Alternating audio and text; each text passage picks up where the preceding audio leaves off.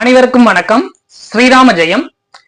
மூன்றாவது திருமணம் நடக்க ஜாதக அமைப்பு எப்படி இருக்க வேண்டும் அதை பத்தி இன்னைக்கு ஒரு ஜோதிட பதிவை பார்க்கலாம். என்னடா அது மூணாவது திருமணமா அப்படின்ற மாதிரி நீங்க கேட்கறது எனக்கு புரியுது.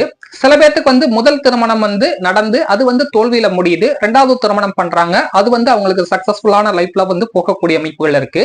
ஒரு சிலருக்கு இரண்டாவது திருமணமும் ஃபெயிலியர் ஆகக்கூடிய அமைப்புகள்ல ஏற்பட்டு மூன்றாவது திருமணம் நடக்கக்கூடிய அமைப்புகளுக்கு கொடுத்துருது.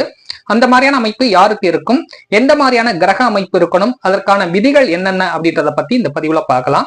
செல்ஃப் இன்ட்ரோடக்ஷன் பண்ணிடுறேன். நான் 23 வருஷமா ஜோதிட துறையில இருக்கேங்க. சரியா? சோ இந்த பதிவு பாருங்க. இந்த பதிவு உங்களுக்கு நிச்சயமாக ஒரு ட்ரீட்டா இருக்க போது. ஜோதிட ஆர்வலர்களுக்கும் ஜோதிடம் படிக்கக்கூடிய மாணவர்களுக்கும் இந்த பதிவு ஒரு செம ட்ரீட்டா இருக்க போது. வாங்க பார்க்கலாம். இந்த பதிவு போறதுக்கு முன்னாடி இந்த பதிவை சார்ந்த பெண் இந்த பதிவை கொடுத்து நீங்க பேஸ்புக்ல போடுங்க, யூடியூப்ல போடுங்கன்னு சொன்னதுக்கு அப்புறம் தான் இந்த பதிவை நான் எடுத்து போடுறேன். அதையும் நான் உங்களுக்கு தெளிவா சொல்லிக்கிறேன். சரியா? ஓகே. இந்த பெண் பாத்தீங்கன்னா 27/10/1990 பிறந்திருக்காங்க. மதியம் 2:45 கரூர்ல பிறந்திருக்காங்க. லக்னம் என்ன லக்னம் அப்படின்னு பாத்தீங்கன்னா கும்ப லக்னம். ராசி மகர ராசி, திருவோண நட்சத்திரம் 2வது பாதம். சரியா? சோ இவங்களுக்கு ஏன் திருமண வாழ்க்கை ஒன்றுக்கும் மேற்பட்ட அமைப்புகள்ல அமைந்து ஃபெயிலியர் ஆகக்கூடிய அமைப்புகள் கொடுத்துச்சு அப்படின்றத பார்க்கலாம். இப்ப நான் உங்களுக்கு ஒரு 2-3 விதி சொல்றேன். முதல்ல திருமணம் நடக்கணும்னா 7ஆம் பாவகம் நல்லா இருக்கணும். சரியா? 7ஆம் அதிபதி கெட்டு இரண்டாம் திருமணத்தை குறிக்கக்கூடிய 11ஆம் அதிபதி அப்படின்னு சொல்லக்கூடிய கிரகம் ஆட்சி உச்சம் அடைந்தால் இரண்டாவது திருமணத்திற்கான அமைப்புகளை கொடுக்கும். அதே நேரத்துல மூன்றாவது திருமணம் நடக்கணும்னா என்ன மாதிரியான விதி அமைப்பு இருக்கணும், அதற்கான ரூல்ஸ் என்னன்றது பல பேருக்கு தெரியாது, பல ஜோதிடர்களுக்கு கூட தெரியாது. இதை நான் கிட்டத்தட்ட ஒரு 5-6 வருஷத்துக்கு முன்னாடி என்னுடைய பேஸ்புக் பேஜ்ல ஒரு கட்டுரையில எழுதியிருக்கேன். ஏன்னா கிட்டத்தட்ட நான் 4000 கட்டுரைகள் என்னுடைய பேஸ்புக் பேஜ்ல எழுதியிருக்கேன். அதுல இந்த விஷயத்தை நான் குறிப்பிட்டு சொல்லியிருக்கேன். அந்த விதி அப்படியே ஒத்து போகுது. வாங்க பார்க்கலாம். ஃபர்ஸ்ட் இந்த ஜாதகத்திற்கு லக்னம் என்ன லக்னம்னா கும்ப லக்னம். இந்த கும்ப லக்னத்திற்கு 7ஆம் அதிபதி அப்படின்னு சொல்லக்கூடிய சூரிய பகவான் லக்னத்திற்கு 9ஆம் இடம் அப்படின்னு சொல்லக்கூடிய இடத்துல போய் நேரடியான அமைப்புகள்ல நீசமாயிருச்சுங்க. ஏன்னா இந்த பதிவை வச்சே கிட்டத்தட்ட 5 கட்டுரைகள் வரப்போகுது. அதை நான் என்னன்றத அடுத்து சொல்றேன். சோ இந்த ஜாதகத்துல இப்ப நம்ம திருமணத்தை மட்டும் பார்ப்போம். 7ஆம் அதிபதி அப்படின்னு சொல்லக்கூடிய சூரிய பகவான் லக்னத்திற்கு 9ஆம் இடம் அப்படின்னு சொல்லக்கூடிய பாக்கியஸ்தானத்துல முதல் நிலை அமைப்புகள்ல நீசமா போயிட்டார். அதுக்கப்புறம் தான் சுக்கிரனோட சேர்ந்து நீசபங்கம் அப்படின்ற அமைப்புகளை அடைகிறாரு.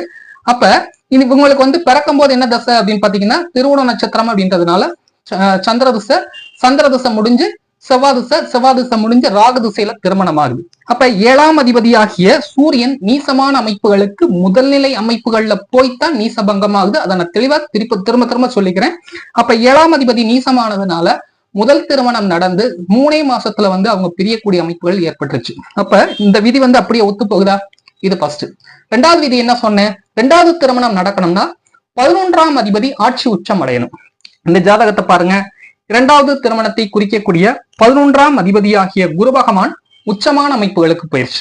சரியா? உச்சமான அமைப்புகளுக்கு போனதுனால 2வது திருமணமும் நடந்துச்சு, ராகு திசையிலே நடந்துச்சு. சரியா? ராகு இந்த ஜாதகத்துல ஏன் கெடுத்துச்சுன்றத இன்னொரு வீடியோவை போடுறேன்.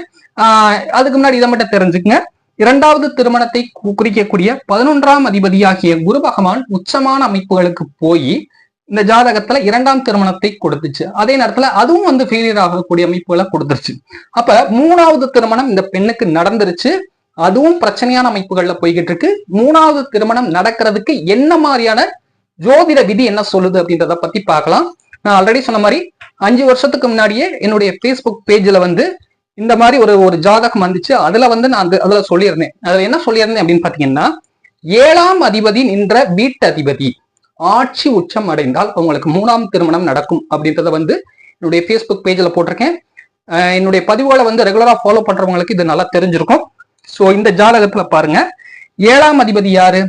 சூரியன். அவர் முதல் திருமணத்துக்கு நீசமா போயிட்டார். 2வது திருமணத்தை குறிக்கக்கூடிய 11ஆம் அதிபதி உச்சமான அமைப்புகள்ல போனதுனால 2வது திருமணத்தை கொடுத்துச்சு.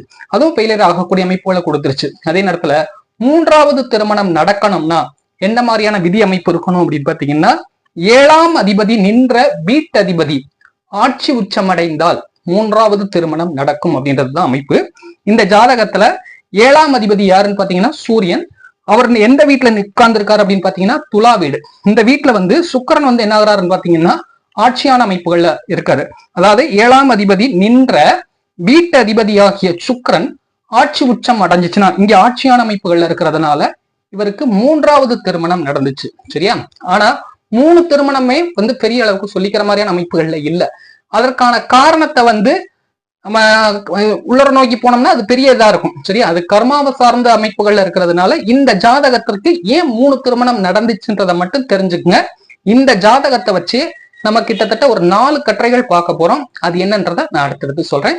இந்த பதிவு வந்து உங்களுக்கு பிடிச்சிருந்துச்சுன்னா லைக் பண்ணுங்க, கமெண்ட் பண்ணுங்க, ஷேர் பண்ணுங்க. நன்றி.